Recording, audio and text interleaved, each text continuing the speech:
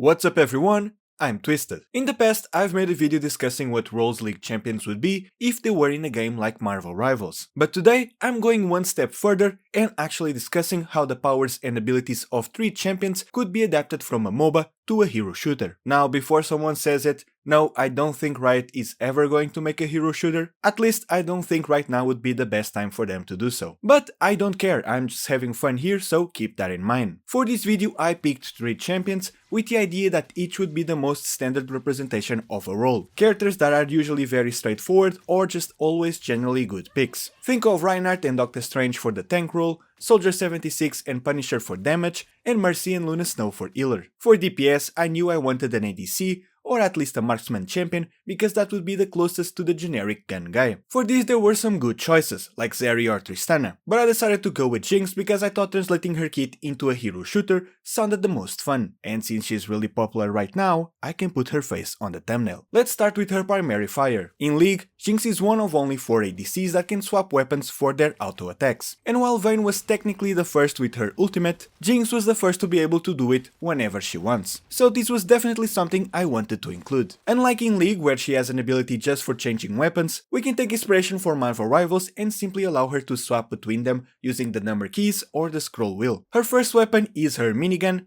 Pow Pow. This is a fast hit scan weapon, perfect for dealing consistent damage and especially good against flying enemies. Also, we are of course ignoring how League handles auto attacks. Here Jinx will be able to shoot constantly until she runs out of bullets instead of shooting them in bursts. In League, using Pow Pow grants Jinx stacking attack speed. Here I think it's more fitting that the minigun fires faster the more it revs up. As this happens, it also becomes more accurate, becoming better at melting enemies from a distance. Her next weapon is her iconic fish bones. As expected, this fires rockets, perfect for bursting down targets or for AoE damage. But a weapon like this isn't too useful when Jinx is, well, on the ground. So I'm giving her the ability to rocket jump. By aiming at the ground beneath her, Jinx can use the explosion of the rocket to propel herself upwards. This is mostly inspired by Soldier from Team Fortress 2, but she also does it in 2xKO. This jump will be used in a similar way to how Junkrat uses his mines, to reposition Jinx and give her a better angle to target her enemies. Pow Pow and Fish Bones give Jinx a lot of versatility, making her quite decent in any matchup. Let's move on to her abilities, starting with Zapper. In League, this shoots a projectile that slows enemies, while in 2xKO and Arcane, we see it, actually zapping people, stunning them for a short while. Personally, I think giving a CC ability like this to a DPS might be too strong. So instead of stunning, this projectile will slow enemies and knock them down. Knockdown is an effect in Marvel Rivals that causes flying heroes to descend to the ground. This way we keep the vibe of Zapper without making it too strong, and we make Jinx an even better pick against flying heroes. Next up are her Flame Chompers. In League, she can toss 3 of these in an area, rooting enemies who step on them. Again, I think CC like this is a bit too strong, so instead I think the Chomper should just attach itself to enemies, but not hinder their movement. Jinx can toss the Chomper directly onto an enemy, or she can toss them to the ground, causing the Chomper to hop towards the nearest enemy, like in 2xKO. Enemies can shoot it, both when it's hopping on the ground, or when already attached to someone, similar to the trap from Junkrat. Regardless if attached or not, the Chomper explodes after a while, knocking the enemy back, but also Jinx if she's near it. Jinx can also explode it earlier by shooting it with any of her primary fires, just like Ashe and her dynamite in Overwatch. And that's it for Jinx's basic abilities in League, but I think we can get creative and give her yet another ability. Ever since her release in League,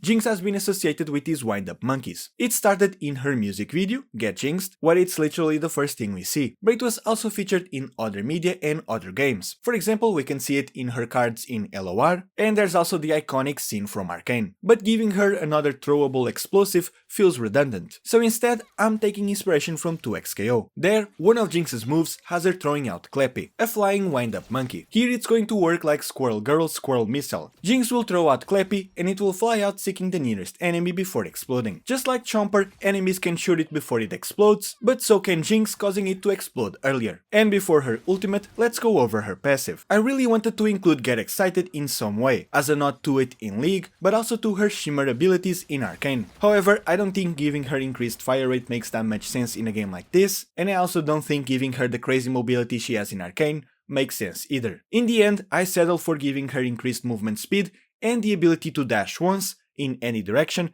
after she herself takes down a target or explodes a chomper or clappy with her primary fires. I think this captures the feel of her passive in-game and her shimmer powers without turning her into a complete demon after getting a single takedown. For her ultimate, it's of course her super mega death rocket. There are a lot of ways to adapt it to a game like this. For example, she could shoot it to the sky and then choose where it lands, kinda like a big Bastion ultimate, or she could ride it as a nod to her music video. It could even be basically Junkrat's ultimate, where you control the rocket as it flies. But I decided to keep it simple. Like in League, Jinx just shoots the rocket forward and that's it. In practice, being very similar to Raze's ultimate from Valorant or Iron Man's ultimate from Marvel Rivals. Just a projectile that flies forward and creates a huge explosion. And that was it for Jinx, so let's move over to the champion I chose for the support role. Hey, if you're watching this video, you are probably not subscribed, so consider doing it. It's free and you can always change your mind later. When you think of healers in League, chances are the first champions that come to mind are either Soraka or Sona. However, my choice was neither of them. Soraka's heal costing health is very iconic to her and fits her lore very well, but it also makes it, in my opinion, not the best choice for the most standard healer. And while Sona's auras would be easy to translate, because how similar they are to Lucius, I couldn't figure out what other abilities she could have in a game like this. So for this role, I actually chose a champion that's not really known for healing, this being Janna. Janna is still an enchanter in League with at least one healing ability, and she's a benevolent god in the lore, so giving her more ways to heal still feels very in character for her in my opinion. Though unlike Jinx, I did have to make significant changes to her kit when translating it to a hero shooter. First of all, Janna is a flying hero, meaning she can freely move in any direction, like for example Ultron in Marvel Rivals. In this type of games, supports usually have some form of reliable healing, usually either their primary or secondary fire. For Janna, this comes in the form of Divine Draft. She shoots wind projectiles that seek the closest ally or enemy. Allies are healed and enemies take damage. Her first ability is Galesong Call. This takes inspiration from her W Zephyr, but also from the Galesong bird seen in her cards in LOR. This ability allows Janna to summon a Galesong to follow an ally and heal them over time, similar to Zenyatta's Orb or Ultron's Drone, but being temporary instead of permanent. This makes Janna good at enabling divers or tanks to move to riskier positions while fighting, or to simply keep other flying heroes healthy when they're far away from the rest of the team. Next we have Eye of the Storm. In League, this is a shield she can cast on herself or on allies. In this game, instead of an actual shield,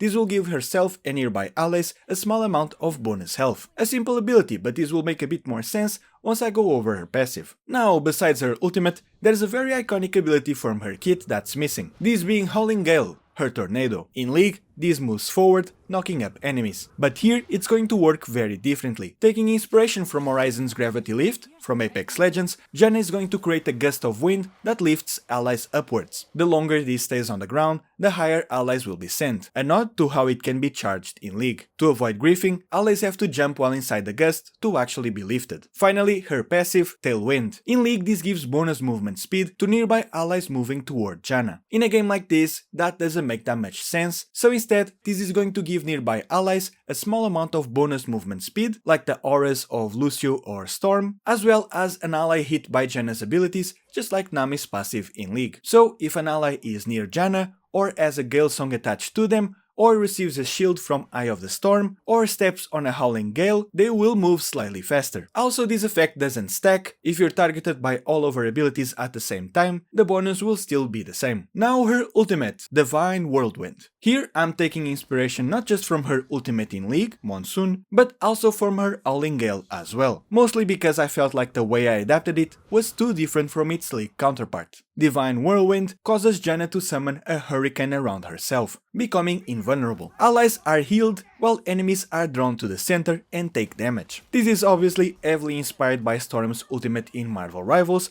but also Zenyatta's from Overwatch. The hurricane becomes stronger over time and also triggers Janna's movement speed passive. Something that I really wanted to include was her other form from LOR. I thought about giving her a temporary transformation as an ultimate, maybe similar to Mercy's, but the giant tornado just seemed much cooler. And to end this video, let's talk about Braum. As I said, I wanted these three champions to be the most standard representations of their roles. And while I might have deviated a bit from that with Jinx and especially with Janna, the same can be said for Braum. I see him as the Doctor Strange or Reinhardt of this game, and if you are familiar with those characters, you can already figure out where I'm going with this. But before that, let's talk about his basic attacks. These aren't anything special. Braum will alternate between shield swings and punches. As a nod to his passive in League, I call this concussive blows. Braum's main ability is his iconic Unbreakable Shield, which will actually be quite breakable in this game, as it will work on a health system like the shields of Reinhardt and Doctor Strange, regenerating when not used. Like these shields, the player can hold a button to keep the shield up, and during this they can move and aim freely. While the shield is up, Braum gains the ability Battering Ram. He dashes forward with his shield, knocking back enemies. This is obviously inspired by Brigitte's ability from Overwatch. Then we have Winter's Bite. Braum shoots a projectile forward that slows enemies and grounds them. Grounding is an effect that prevents enemies from using movement abilities. I thought this effect was a bit better than just straight up stunning enemies like it does in 2xKO for example. Stand Behind Me is Braum's main movement ability. Like in League, this allows him to quickly jump towards an ally. It will also grant both him and nearby allies a damage reduction buff, making this ability work exactly like the Thing's Leap for Marvel Rivals. Unlike Jinx and Janna, I don't think Braum needs a passive. But because I didn't manage to fit a Poro somewhere in his kit, I propose that allies who stay near Braum for a while will gain a friendly Poro that follows them around. This won't affect gameplay at all, it's just something cute. And finally, Braum's ultimate is Glacial Fissure. Here it can work exactly like it does in League. Braum slams the ground, creating a fissure that travels forward,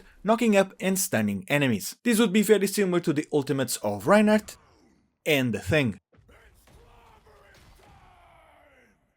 Braum's kit is very simple, but I think that fits his character very well, and it also makes sense for the role I want him to have in this game. And that's it for my ideas. Let me know if you like them, or if you have ideas of your own on how to adapt these champions to a hero shooter. And please, if you enjoy this type of video, do tell me, because I'd love to do another one going over 3 other champions. Consider subscribing if you haven't already. It's free and you can always change your mind later. I'm Twisted and I'll see you guys in the next video.